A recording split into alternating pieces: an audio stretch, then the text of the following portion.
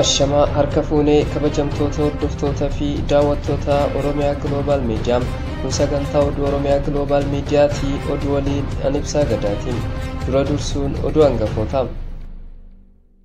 Kibxata darbe kana manni maree gola nagaa eegumsa tokkummoota mootummootaa dhaabbattoota nageenyaa fi jireenya namoomaaf barbaachisoo ta'aniif karaa eegumsi godhamuu danda'u laalchisee marii geggeessuun beekameera.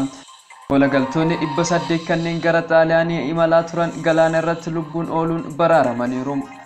Waraanni Chaad mootummaa haaraa muddus mormitoonni garuu fudhatama dhabsiisuun beekameera. Hojiirra kan turan gaazexeessitoonni Ugaandaa haleellaan irratti raawwatamuun beekameera. Indiin namoonni 300 ol haaraan COVID-19 qabamu gabaasteetti. Kabajamtoota hordoftoota fi daawwattoota keenya chaanaalii keenya subscribe gochuun odeeffannoo waayitaawwan akka isin bira ga'u gochuu dandeettu. Amma oduu bal'inaan. Kibxata darbe kana manni maree gola nagaa eegumsa tokkummoota mootummootaa dhaabbattoota nageenyaa fi jireenya namoomaaf barbaachisoo ta'aniif karaa eegumsi godhamuu danda'u laalchisee marii geggeessuun beekameera. Marii irratti kan dubbatan tokkummaa mootummootaatti ambaasaaddar United States Linda Thomas Greenfield humnoonni hidhata beekan yookaan ta'e jedhanii dhaabbattoota ummataaf tajaajila bu'uuraa kennan irratti miidhaa geessisan jedhaniiru. Kanaaf gochaalee akkasii akka itti gaafataman waamicha dhiyeessina jechuun ibsaniiru. Tokkummaa mootummootaatti ergamaa Itoophiyaaf itti gaafatamaa dhaabbataa tahanii ambaasaaddar Taayyaa Asqeesillaasee keessumaa dhimma Tigraay keessa ilaalchisuun kan Greenfield dubbataniif deebii kennuun beekameera.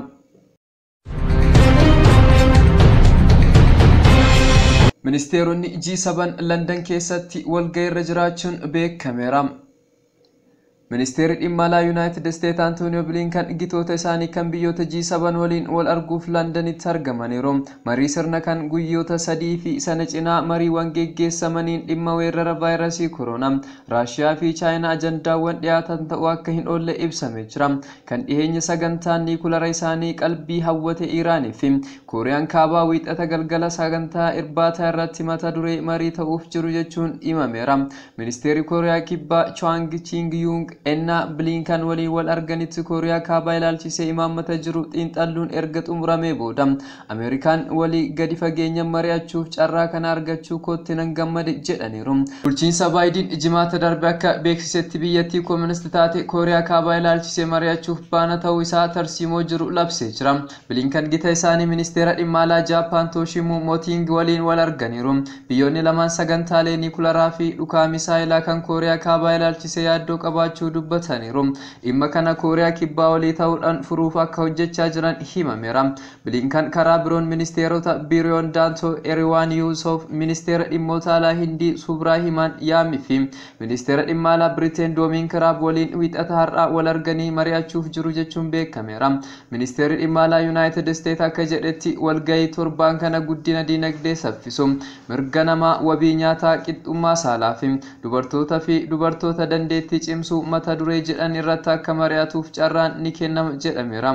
Biriteen fi USA'tti dabaluudhaan walgahii G7 kun Kanaadaa, Faransaay, Jarmanii, Xaaliyaanii fi Jaapaan of keessaa qabata.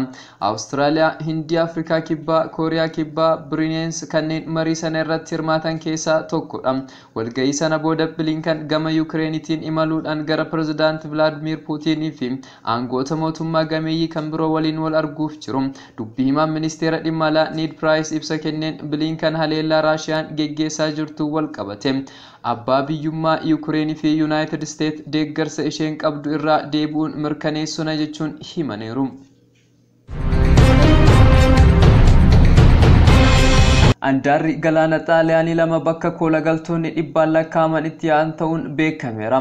Dooniin dhaaba gargaarsaa tokko garba Meeditiraanii keessa yabalawwan namoota seeran nama deddeebisan irraa namoota 236 baraaruun beekameera.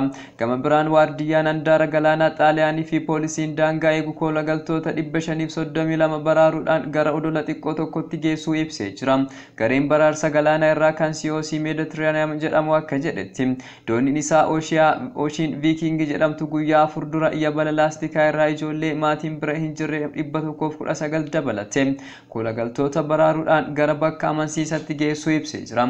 Bulchaan odola walakkeessa Xaaliyaan irraa Afrikaa kaabatti dhiyaatu kan Lampeduusaa akka jedhanitti kolagaltoonni 532 kanneen yabalawwan 4 irra turan baraaramanii gara dugda galaanatti ba'aniiru jedhaniiru.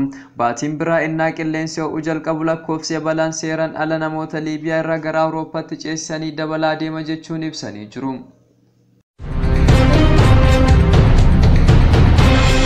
Pirezidaanti Idriis Deebii booddee waraanni Chaad dilbata mootummaa haaraa moggaasee jira. Hooggantoonni mormitoota garuu fudhatama dhabsiisuudhaan muddamni kun ajajuma dullacha isaan ni hafa jedhanii abdatan ta'uu beeksisaniiru. Deebiin addaa waraana lola riphee loltootaan geggeessamu irratti baatii darbe du'uun hoogganaan isaanii kan waggoota 30 xumuran kan ga'e yoo ta'u, biyyattii Afrikaa waaltaa kan jihaada naannoo sana keessatti duuluu irratti warreen dhiyeenya waliin michuu yeroo dheeraa taate keessatti rakkoo kakaasee jira. Manni maree waraana ilma Deebii Mohammad Idriis Deebiin hoogganamu erga abbaan isaanii du'anii booda aangoo kan qabate yoo ta'u, baatilee 18 keessatti filannoo geggeessuuf waadaa seenee jira. Biyyattiin koloneeffatamtee kan turte Faransaay mana maree sanaaf deeggarsa qabdu ibsitee jirti. Garuu mormitoonni fi riphee loltoonni aangoon sun ilamatti darbuu mormuudhaan mootummaan fonqolchuudha. Waraanni aangoo irra jiru mootummaa siviiliin hoogganamuuf gadi dhiisuu qaba jechuun ibsa.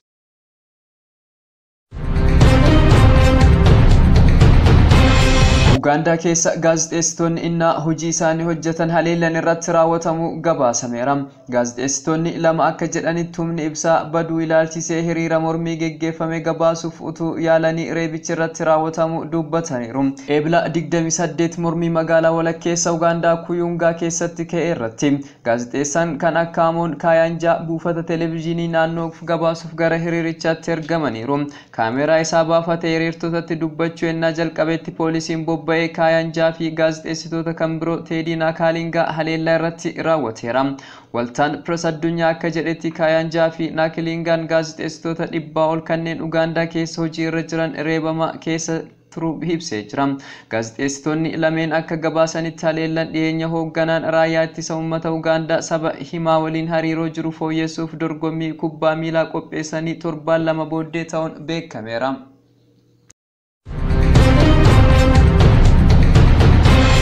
Somaaliyaan walabummaa pireesitiin Afrikaa keessaa sadarkaa gadi aanarra kan jirtu yoo ta'u, filannoo gaanfa Afrikaatti geggeessamuu dhiyaatan waan dhufeef aangoonni gaazexeessitootaaf deeggarsatti dabalaa akka godhan kan kennan miidiyaaf falman gaafatanii jiran jedhameera. Baatilee afran darban keessa Somaaliyaa keessa aangoonni saba himaalee 3 weeraraadhaan gaazexeessitoota 30 ta'an hidhanii jirani.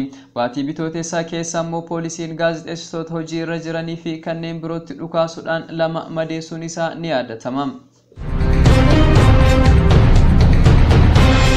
Indiyaatti guyyaa 12 walitti aanuuf guyyaatti namoonni 300,000 ol haaraan vaayirasii koronaan qabamu gabaasteetti.